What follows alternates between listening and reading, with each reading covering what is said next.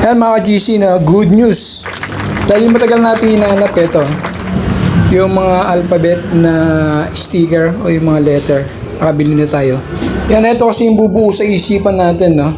Yung inisip natin na magkaroon ng verbos kankalan, siya ang bubuo, no? Dahil yung ating kankalan ito, dito na siya didikit na. Lalagay natin verbos kankalan. So yung inisip natin, nagkatawang kankalan na, no? Kompleto siya pag nailagay na natin. Talagay muna natin siya.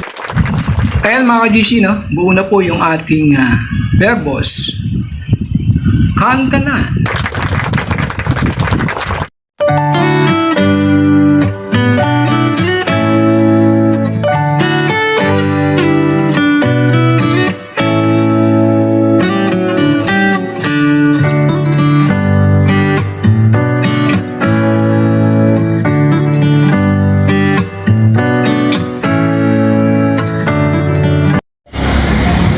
Ayan mga GC, no? Maganda rin yung may inisip ka isang bagay tapos na pangyayari mo na. Nangyayari na.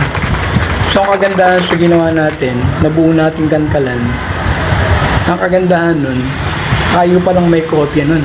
Ako palang may kopya na ito sa buong mundo. Yung design na yan, yung mismong design na yan. Yung mga materialis niya lang, lata, ganun, tapos burner. Tayo palang meron yan. Kaya kung may gagaya, madaling gayahin, no? Madaling makuha yung mga materyales. Kaya, ang gagawin natin dyan, ipapapatent natin. Para kung halimbawa may gumaya, magpa-franchise sila sa akin. Kaya dahil buo na yung ating verbos kankalan, dahil magtatanghalian na rin, magluluto tayo ngayon. Ang ating recipe ngayon ay ang tortang sardinas. Yan, ito yung ating denatured alcohol, yung pinakagasera niya, no? Lagyan lang natin yung burner. Konti lang. Kasi konti lang naman pipirituhin natin. Yan, konti lang nilagay natin. Tapos, lagay na natin to. Tapos, simulan natin magluto. Yan, ito yung ating itlog na lagyan lang natin siya ng konting asin. Lagyan natin konting asin, tapos lagyan natin ito sardinas.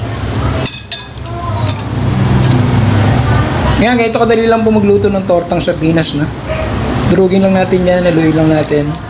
Tapos magpainit. Yan, sindihan na natin, ha. Sindihan na natin yung ating burner. Yan, may apoy na siya, no. Lagyan natin yung kawali. Pag mainit yung mantika, may mantika na to, no. Pag mainit yung mantika, saka natin ilagay ito. Yan. Break tayo mamaya pag mainit na yung mantika. Ayan, dahil mainit na yung ating kawali, lagay na natin to.